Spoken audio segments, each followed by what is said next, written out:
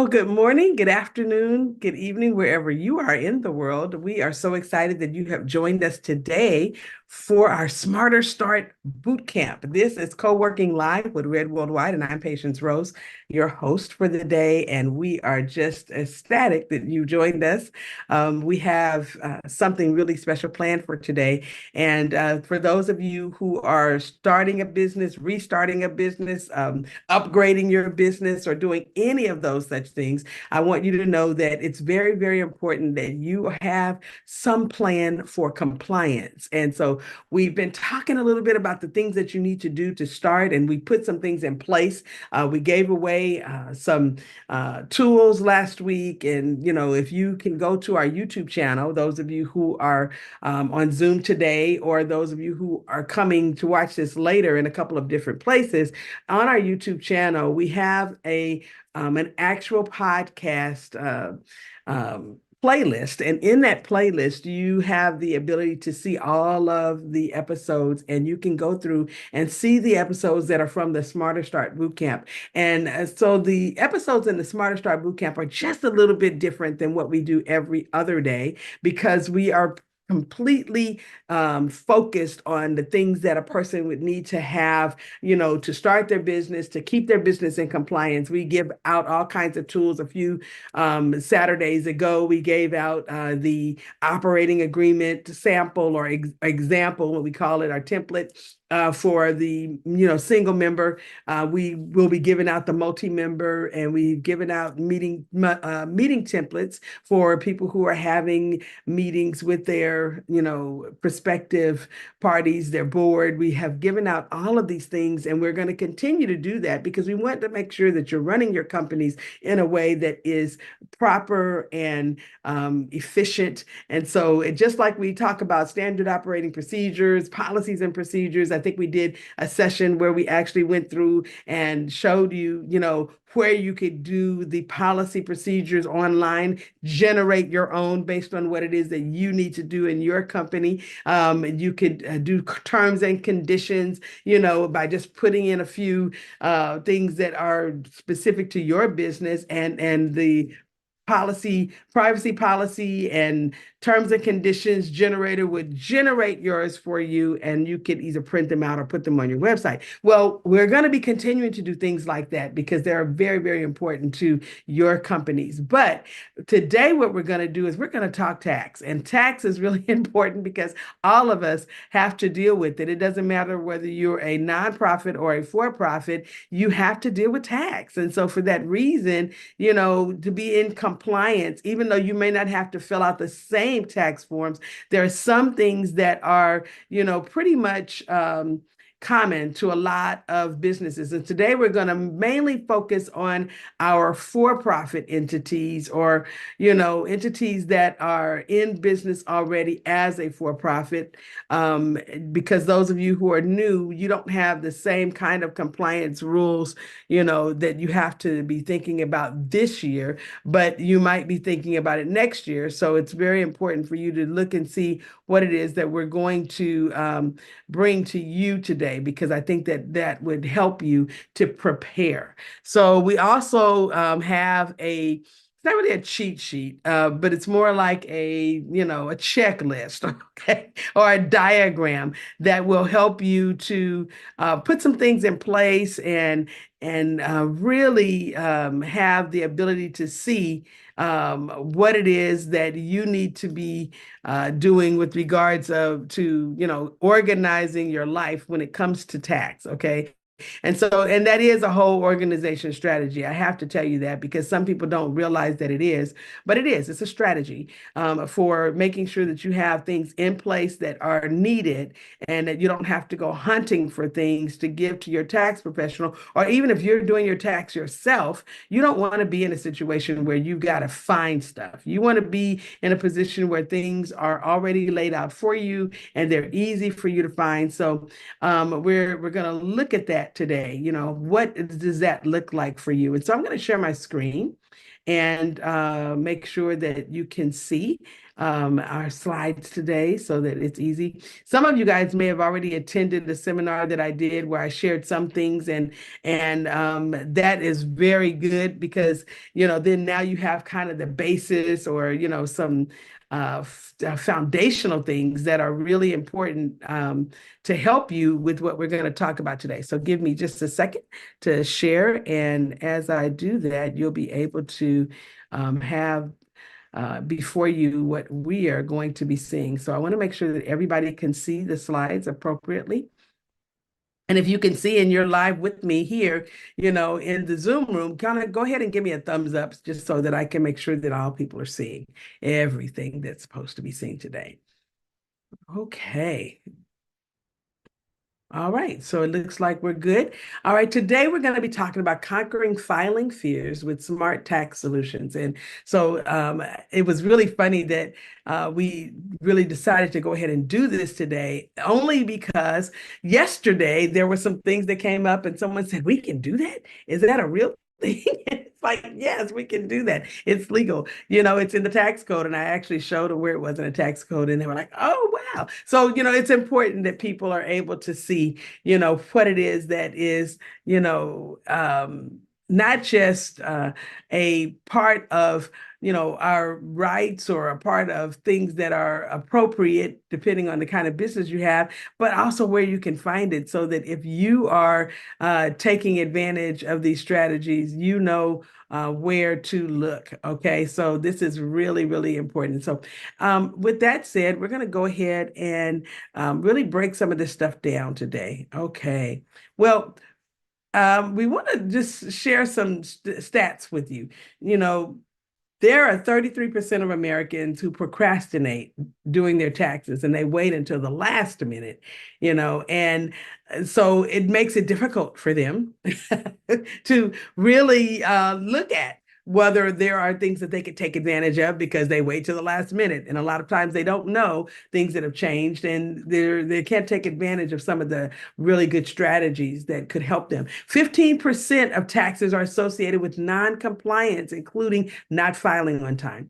I have talked to more people this year that talked about the fact that they hadn't filed in 2 years or they haven't filed in a year, and some of them didn't get an extension, and so now they're concerned. And there's a lot of negative feelings. If we jump down here to the 56% of Americans have a negative reaction to doing their income taxes. They really feel some way about it, and 69% of Americans are expecting a tax refund, but they're anxious about it because they don't really know if it's going to happen. Did I do it right? Or, did the H&R Block really get me everything or whatever the situation is?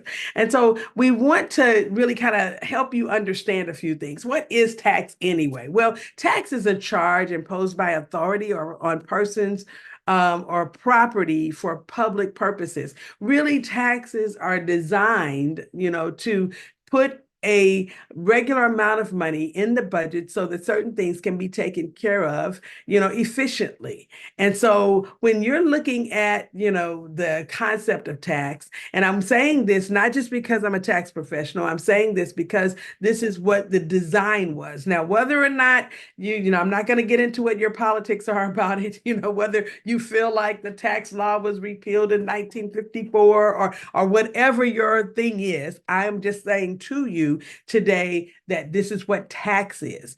And if you are going to be in compliance because you have a business and you filed in a state that requires certain types of tax forms to be filled out, or if you are in the United States of America and you have some entity or you are in a position where you have to file because of the regulatory laws that are there with regards to your specific situation. This is what tax is, and this is how it works. Okay, that's what we're talking about today. So it really is just the ability for funds to be put away so that certain things can be taken care of.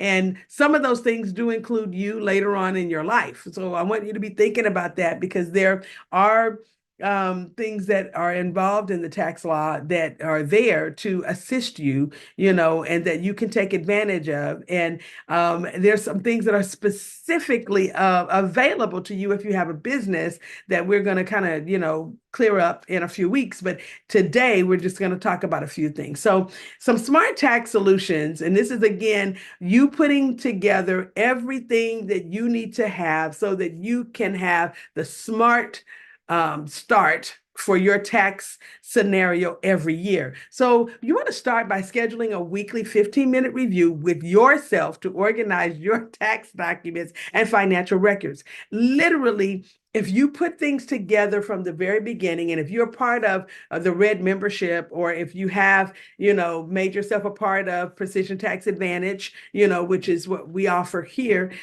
you have the ability to do what we call our whiteboard sessions. We have also a couple of other advisory sessions that we will do with you for free to help you put things together so that the smart tax solution number one, scheduling the weekly 15-minute review with yourself to organize your tax documents and financial records, will work for you. It works for you when you have other things in place, and then now you can just take the 15 minutes every week to say, okay, did I put this together over here? Is this together over there? And it really does make it easy for you when you have things in order, so that you're not having to think about where is this, where is that, or for that matter, will I be able to just hand things off to the person that's assisting me with my taxes this year?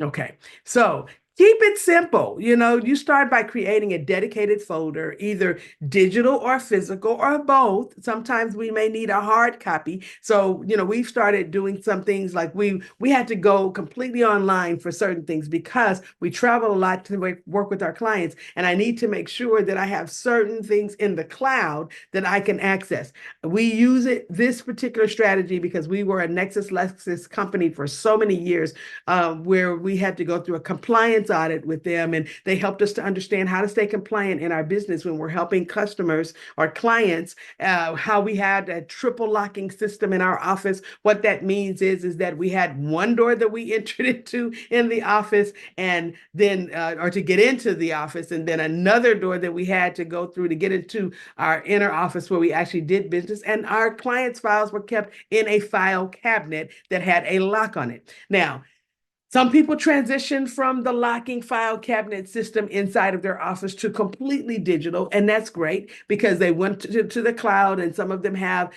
government graded encryption on things, and some people are even trying to get their stuff into the blockchain. And I think all of that is amazing. But if you are in certain types of businesses, and especially if you have, people working for you, that you have to keep access to their documents handy, so that if Homeland Security shows up or anyone else shows up needing, the Department of Labor needing access to documents of your employees, you should be able to produce those documents within a short period of time. That is a compliance issue when you have everything online and you can't get to it because you don't have access to the computers. You can't print it out because you don't have a printer, because a lot of people have moved to that too, where there's no printer in the office. I mean, yeah, so just saying, because of the personal reduction in paper act in your office, you might not have some of these things available to you. You might be running your entire office off of a tablet that doesn't actually connect to the printer. So what I'm sharing with you now is going to be really, really important. You need to actually have some physical files somewhere in a locking file cabinet behind a locked door, that if the situation happens to you where someone does show up and ask you to produce certain documents, you can pull them out. Some of those documents you might want to have in this dedicated folder. And this is not just for tax, this is for your company, period, is a copy of the articles of organization, articles of incorporation, maybe your last tax filing. Some things that you might also want to be thinking about is keeping, maybe a copy of, some rudimentary stuff like the EIN number.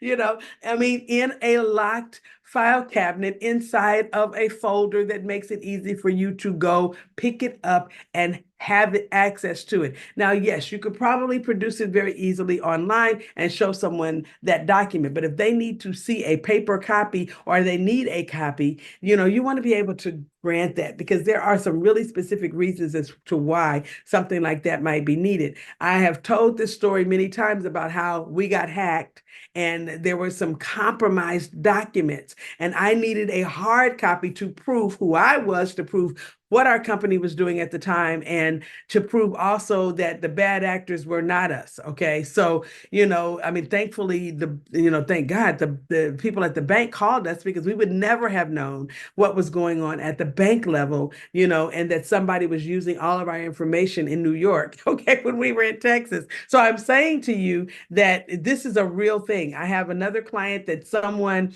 had a very similar name. I mean, it was almost exactly the same as theirs. And that other person was being, investigated. They were in a lawsuit for a wrongful death situation.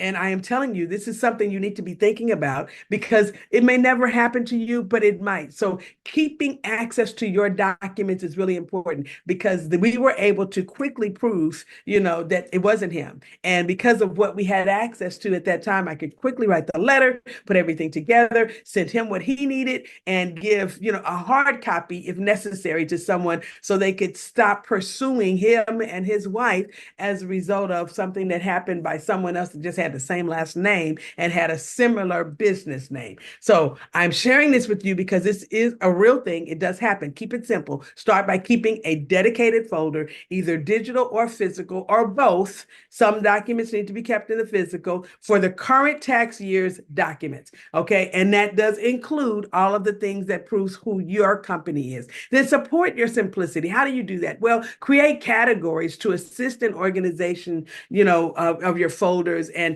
color code things, mark them for easy identification because it does make it easy when you're able to, just go and say, oh, I need the pink folder or, oh, I need the yellow folder, and I'm telling you, this is an old practice, but let me just tell you how easy this is for us.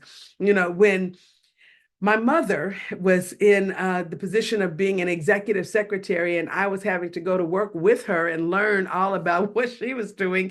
She had been in advertising for many, many years. And then, of course, she transitioned from that to doing other work alongside of that.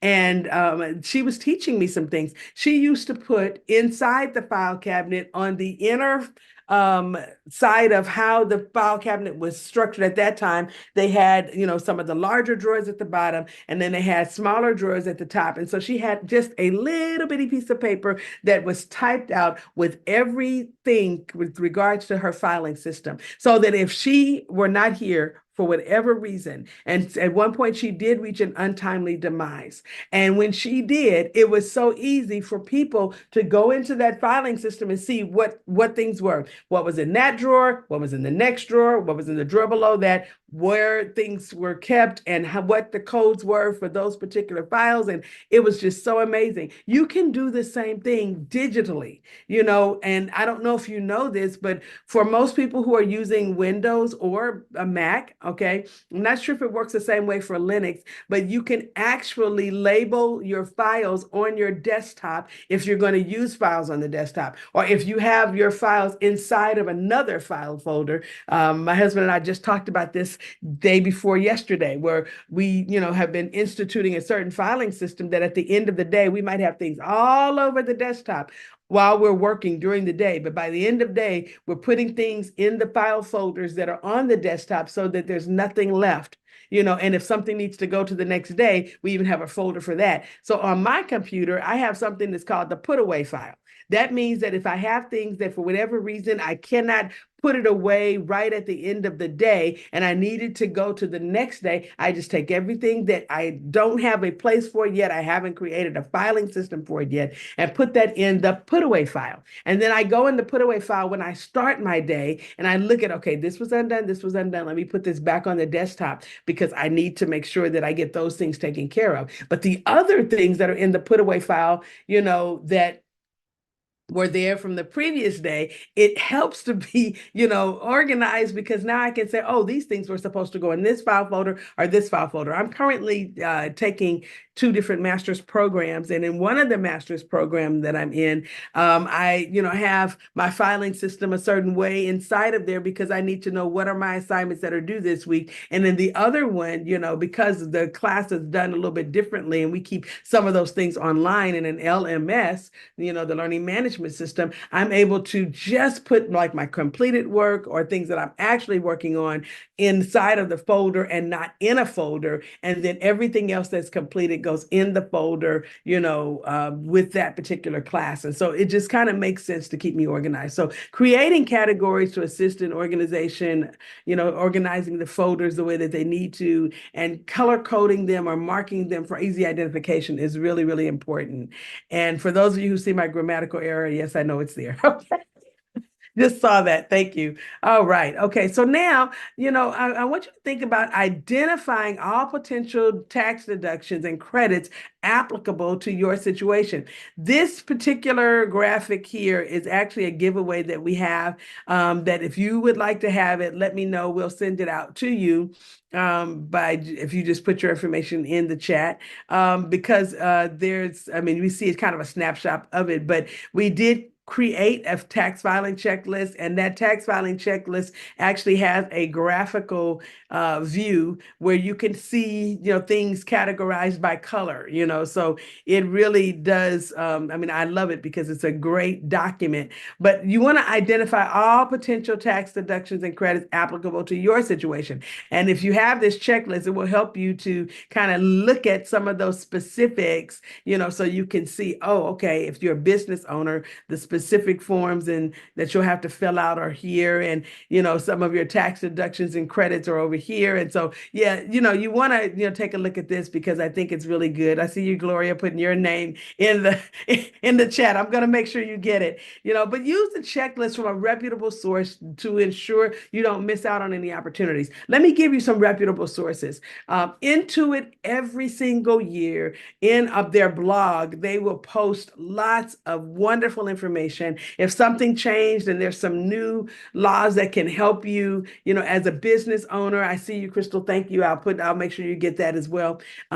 If you are going to their website and you're reading their blog, there's lots of really, really good information on there. But I want to, take you back to one really good resource that a lot of people don't realize is a good resource. So let me just kind of go there right quick, because we did this the other day in one of our other classes, and people did not realize that there's a whole university on the IRS website, and they don't know that the IRS has classes that you can take for free already set up in here. So let me just give you an example. If you are a charity and nonprofit, okay, and I'll use this one as an example because it's easy to get to. It's already, right at the top, charities and nonprofit there. You can go to the charities and nonprofit website, and if you just scroll down, okay, you can see all of the information that they, put in the right there for your use right away, right? And so you can see,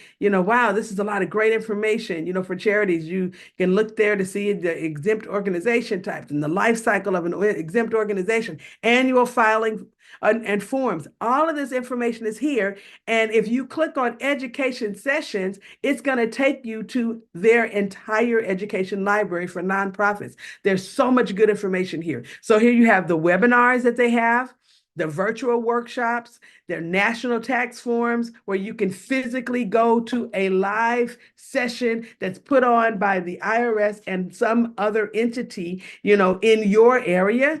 And then you can request some educational services where you can have people come and speak at some of your entities functions that you might have, and then they have the national tax forms online. So you have this information not just for nonprofits, but it's also there for profits. Let's look up the LLC. Let me show you. Okay. So here they even break it down for you. If you're a single member limited liability company, you can click here, and there's a litany of things that you can actually see right here. And if you want to get the education for the LLC, the limited liability company, you can actually go over here and look at some of the related topics, look at the forms and publications. But then as you are scrolling down here, you click on online learning. When you get here, they'll tell you what's right now. It's temporarily down, but the IRS video portal,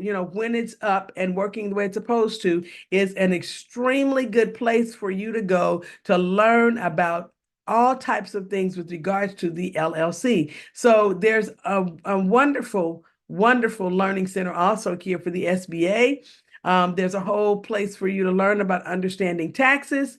I mean, and it's not just basic stuff. I mean, they have some really good, information that's here. Their Link and Learn Taxes website is there, and it'll take you to the Link and Learn where you can actually click and go to webinars and videos and PDFs that you can download, and there are course descriptions that explain to you for each course what you're going to learn before you learn it. And I am explaining this to you because I want you to understand that a lot of people didn't know this was there, but it actually is there. So if you're trying to learn about taxes and how to keep yourself compliant, why not go to the source? Okay. And I want to tell you this is this way for other states as well. Let me give you an example. For states that actually have a state tax, you want to be able to know what it is that you can uh, do in your state. Because remember, in some of the classes that you've been in before, I talked about the fact how the federal government has given over to every state the statutory, their requirements, the ability to create their own requirements for getting tax, okay, collecting tax, I should say, and keeping up with the taxes, or for that matter, the commercial code in that state is, governed by the state. It's a statutory thing. So for that reason, the states are going to also have the ability for you to see, how these things work. So when you go to, this is California, BizFile Online, you can actually not just file and learn about the forms and things of that nature, but you can go to the information and resources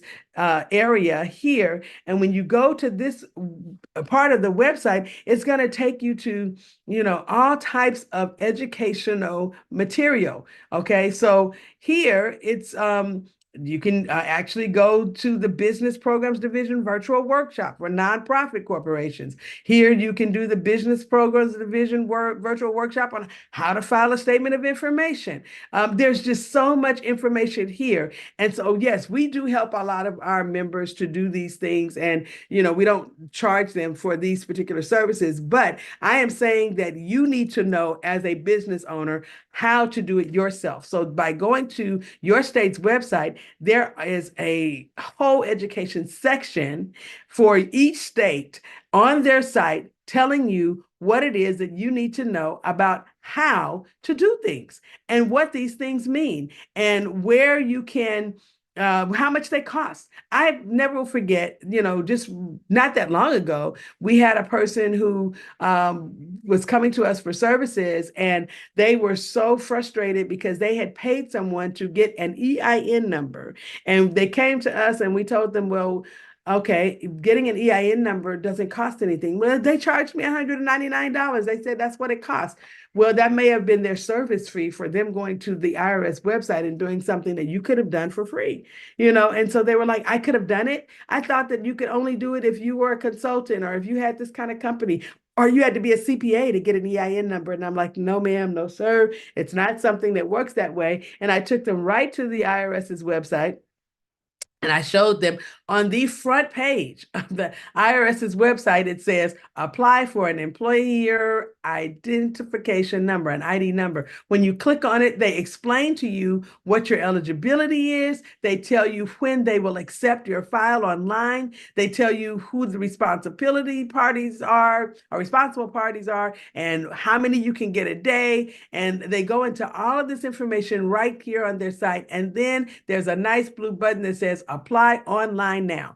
And when you go there, there's not any place, and of course, it's not open today on Saturdays, but every other day of the week during the hours of operation, you can come back and actually get the EIN number. During the days when it's not available, you'll get this particular screen. But I want you to see that when you come here, you can click there and there's nothing that asks you to pay a dime. It is not a paid service for the IRS. And so for that reason, you need to be aware that sometimes people are charging you a service fee because they're doing it for you, not because that's what it costs.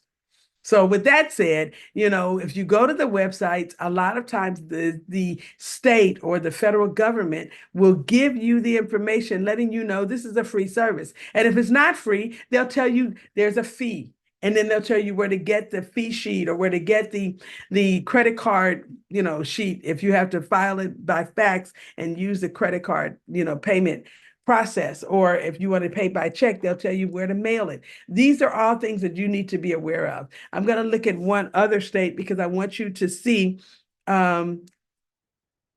Arizona. Actually, we'll look at two. We'll look at Arizona. We'll look at Florida. So here on the Arizona's website, the state website, you have, several things at the top, but in this middle section, generally speaking, most states are going to have the most pertinent information.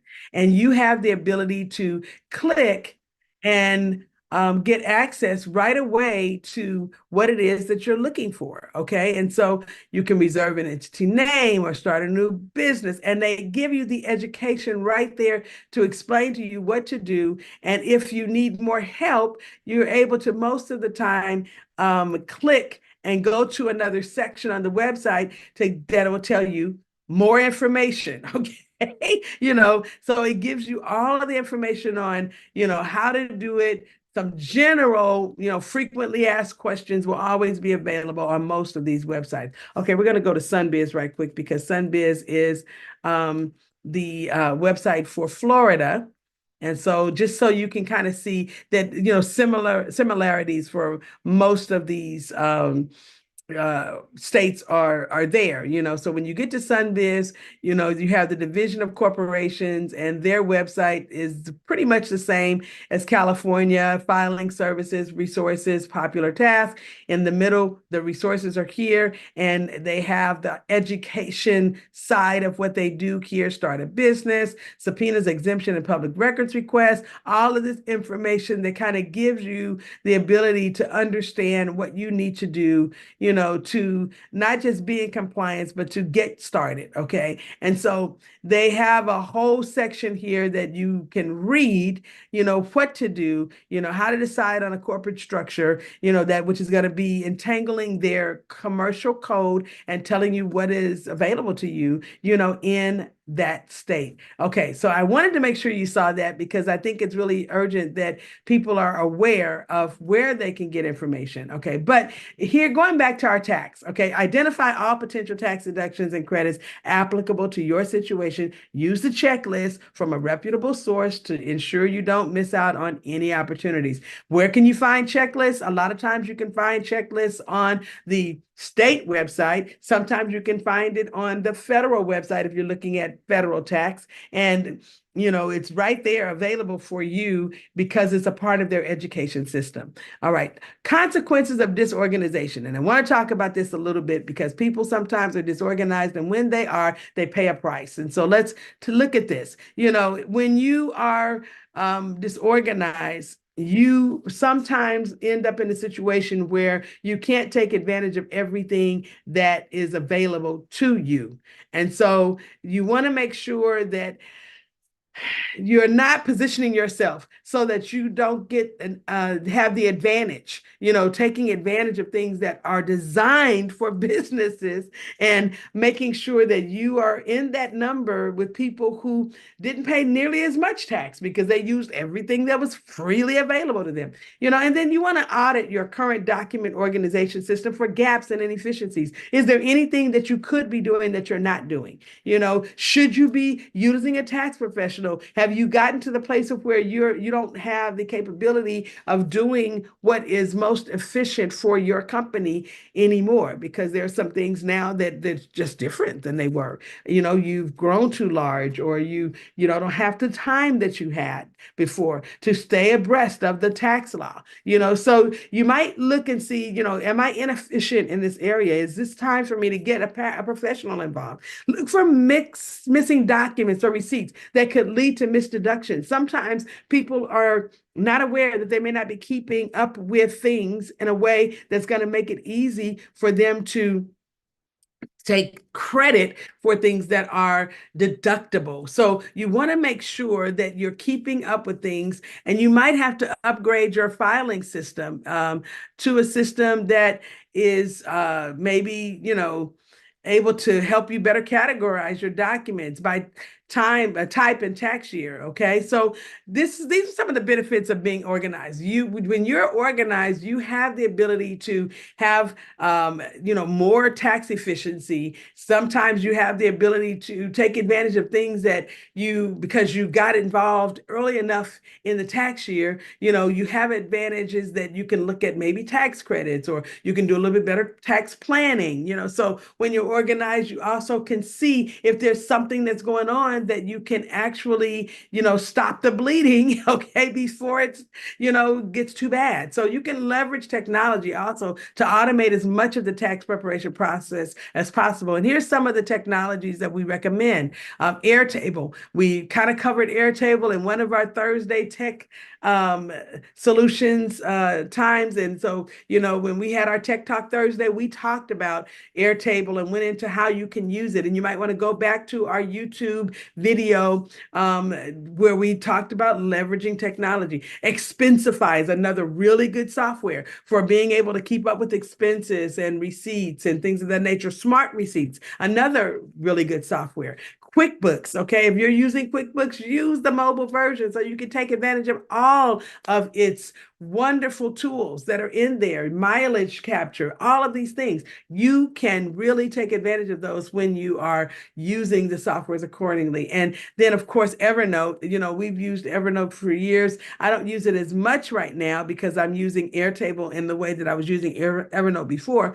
But I'm just telling you that there are technologies that can really help you. If you use Zero or one of these other FreshBooks, some of these other softwares, they have the mobile versions as well that will help you to keep organized, okay? All right, so let's kind of look at some other technologies and things that can help you. Choose accounting software that integrates with your bank accounts and categorizes transactions automatically. That is going to be so, so key. QuickBooks, Xero, FreshBooks, which I mentioned, those are all softwares that can integrate with a lot of, the other softwares that you might be using, and you can actually pull things in from your bank. You can actually use the API from these softwares, and if you're using LivePlan or some other living business plan software, you can pull the information from your tax accounting right into your LivePlan and see your profitability. You can do the cash flow statements. You can actually do projections, all these wonderful things to help you run your business and help stay efficient with the information from the tax software. So I am saying to you, for bookkeeping, tax, and management accounting, use a software that actually serves you and serves you well. Create a tax calendar with all relevant deadlines, including quarterly payments, if applicable. You can use Outlook for this, Google, iCloud, if you're already using those calendars.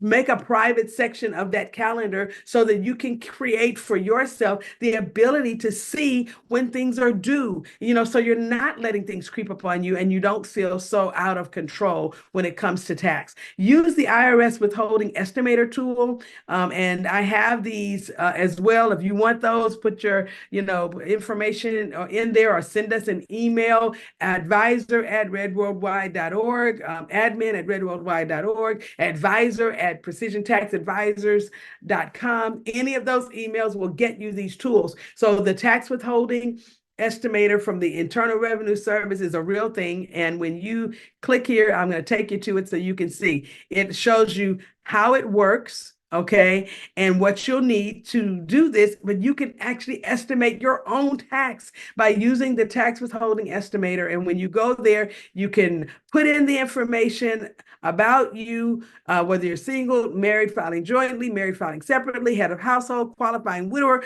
And then when you click on the thing, okay, I'm just going to put married, filing jointly so you can get an idea. Do you are, or your spouse have a job or a pension that regularly withholds federal income taxes from your paychecks or pension? Either it's yes or no. If it's yes, you're going to click yes, and it's going to actually open up another set of questions, right? And so then as you're putting all this information in, it really does give you a very good view of some potential deductions, potential tax credits, and it gives you the ability to best estimates of what you could be looking at for tax. So this here is for a person that is filing tax individually, right? And this is the tax withholding estimator for you as an individual. Now, for a person that is a business, I have a whole nother tool. So, and we're not going to be able to go over it today because I don't have enough time, but I will tell you that there are some other estimators that you can use as a business that's going to be able to not just give you, some information about your tax, but it also can give you a valuation of your company. We have right on our website, the ability for you to even get, just a quick view of what your company can look like. There's what we call the value calculator. And so if you click here and go to redworldwide.org at first, and then you can actually calculate your earnings before interest, tax, depreciation, and amortization. That's one of the calculators that we have available. And we will be posting a couple of other calculators over the next week because it's tax time and we want people to have access to those. So you'll be able to do some actual estimations of tax, from here as well. So don't forget to go to the website and look at the top in the menu to see, what's available to you, and you can take advantage of these things for free. This is not at a cost. This is something that you can do to, just kind of get a view of what you could be looking at. Okay. And, with that said, I want you to be really, really clear that we are, wanting to make sure that you can conquer filing fears with smart tax solutions. We will be giving out, again, as we did a few weeks ago, some more of the things that you can take advantage of this tax season because things have changed, and there are some smarter things that you can do to take advantage of some tax credits, some tax planning that you can even do still before it's time to turn things in. But let me just say this, if you're in California, don't forget, if you have an LLC, that by March 15, you need to make sure that you are paying the $800, okay, that is due, to the Franchise Tax Board. And so don't forget that. And if you want to have the link for that, we have the link and we'll make it available to you in the chat here in Zoom because we have a continuous meeting chat that's going on. And for those of you who want to have access to that, who are on YouTube, just reach out to us. And, right there in our comments section, we'll make those things available to you as well. Well, this has been Patience Rose with the Smarter Start Bootcamp. And we are excited again for those of you who joined with us today. For those of you who are going to be with us on Monday, we talk about business structure. We have something very special planned for this Monday, so do not miss it. And if you do have to miss it, you can always get the replay online on YouTube at our YouTube channel in our podcast, which is the Co-working Live with Red Worldwide. Thank you again for being here Excuse me, with. patience. Yes, yes. Do you have a question? Patience. Miss Gloria had a question. Oh, sure, sure, sure. Um, She said, so so, so so go ahead. go ahead. She's saying, so do we have to keep both methods, original receipts and PDF files? Okay, so for receipts, no, I wouldn't keep receipts, their physical receipts, unless you're in a situation where, you don't have a good cloud-based system that you are going to be able to have access to, okay, and on a retention schedule. So what do I mean by retention schedule? And is that you need to be able to keep these things for a period of time, because if you ever get audited, you need to be able to go and show them. So that's why I talked about Airtable, because you can have the free version of Airtable and you can have it forever and keep documents there. And then you can also keep a backup copy on a drive, okay, where you download, your spreadsheets or whatever it is that you have available, your Excel spreadsheets or your Airtable tables. You can back that up to a drive, so you have a physical, drive that you have that on, whether it's a thumb drive or something, that if you need to go back and have, I always talk about having redundancy. So redundancy is when you actually have a backup of your backup, okay? And so that will help you to make sure. But no, you don't have to keep your original receipts, in a file folder. Some of the things that we have learned about receipts is, depending on how they print the receipts out, it fades over time. And so it is so ultra important that you're taking pictures of those receipts or scanning them into something that will be a lot more secure and a lot more, something you can count on. Because if the paper fades, okay, or if it tears, you're in trouble if you don't have a picture of it. So what we have told people is, we use Airtable, and nightly, my husband has the duty. This is what he's decided he wants to do. He does it nightly. I remember my suggestion that you take that 15 minutes every week. You can do it in 15 minutes most of the time, unless you're buying lots and lots and lots of stuff. But, just moving your receipts to the Airtable file that you're keeping them in, or if you're using Evernote, or if you're using iCloud, or if you're using Google Docs or Google Sheets or whatever it is, putting it in Google Drive, OneDrive, some type of drive, Dropbox, Box.net, whatever it is, putting it somewhere where you have it, so that when it's time for you to share it, you can. Now, if you're using QuickBooks, it's very easy to upload the receipts there, and they're there. If you're using Xero, same thing. If you're using FreshBooks, same thing. Expensify, Smart Receipts, all of those are places where you can upload your receipts. So I am saying to you that you can take a picture of it with your phone or with your tablet and upload it into one of those softwares, and now it's there. And some of these softwares will categorize it by date. It will actually look at the receipt and read the receipt, and even put it in the right filing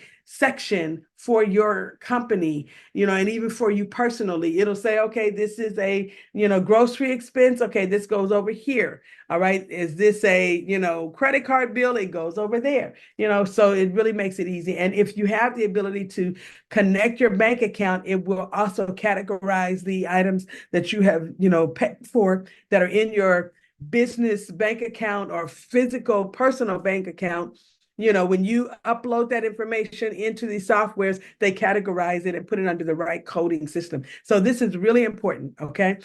Crystal, she says, that has happened to me. It only took once, for one to fade. Oh, it happened to me too, and it was a really important receipt. I had to go back to the store and get them to pull the hard copy receipt for me to have a copy of it, because something happened that I had to return an item. It wasn't for tax purposes, but I had to return an item in a place where they told me that they would not take it back unless I had a receipt.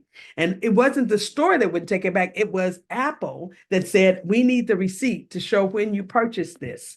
Because even though it's showing by serial number that you should have, a warranty on it, we're not seeing it in our system. And so I'm like, oh, wow, this is crazy. So I had to go back and get the Best Buy hard copy receipt, take it to Apple, and Apple honored what they would normally honor. So I'm just saying for you that it's, for many, many reasons, a good policy to have a copy uploaded into a system somewhere where it will never fade. Okay. All right. Any other questions? Okay. Well, once again, this has been Patience Rose with Red Worldwide's Co-working Live on Smarter Start Bootcamp. We'll see you again next time. Thank you, ladies, for hanging in here with me, and I will make sure that you guys get what you have requested and with regards to the actual diagram, as well as the our wonderful, wonderful checklist, because I think it'll help you a lot. And I will see you guys on Monday. Crystal, I'll see you a little bit later today. And Gloria, if you want to set up an appointment, you can just send me a text message letting me know when your client's going to be available. Okay.